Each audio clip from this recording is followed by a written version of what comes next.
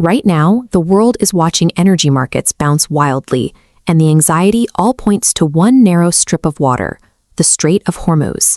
It is the single tightest choke point for the entire global energy system. Looking at this map of the global oil trade, the concentration becomes obvious.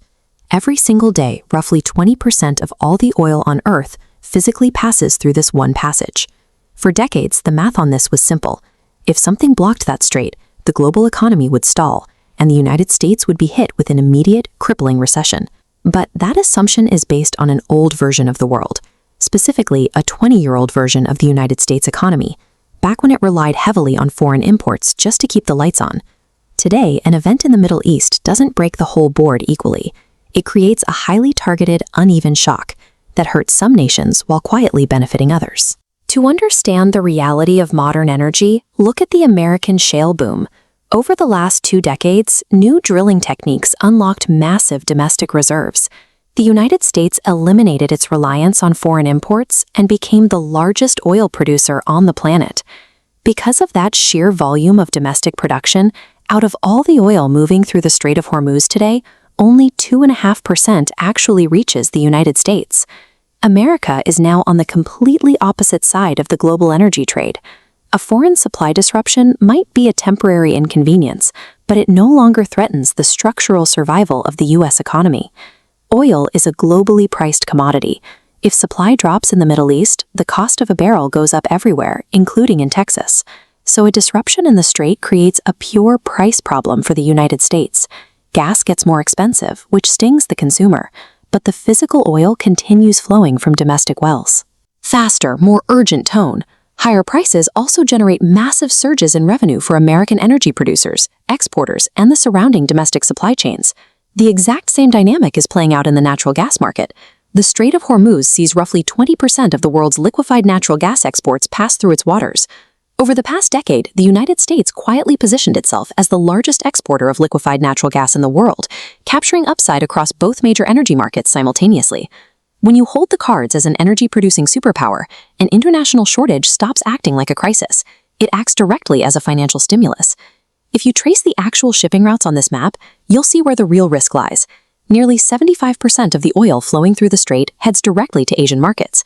And within that group, one specific buyer absorbs the absolute most risk: China, the largest oil importer on Earth. Every single day, the Chinese economy consumes around 15 to 16 million barrels.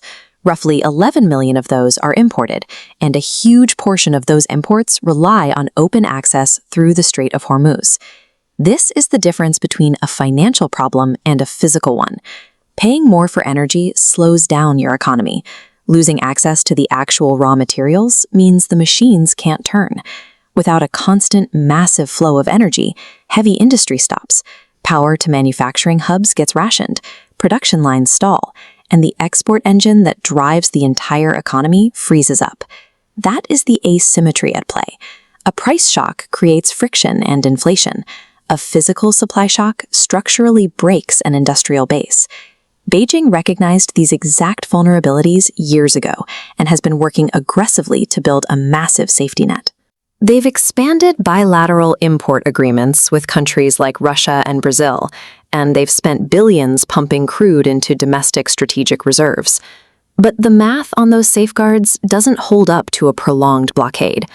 Alternate suppliers and reserve tanks simply cannot replace the sheer daily volume lost if the Middle East goes offline.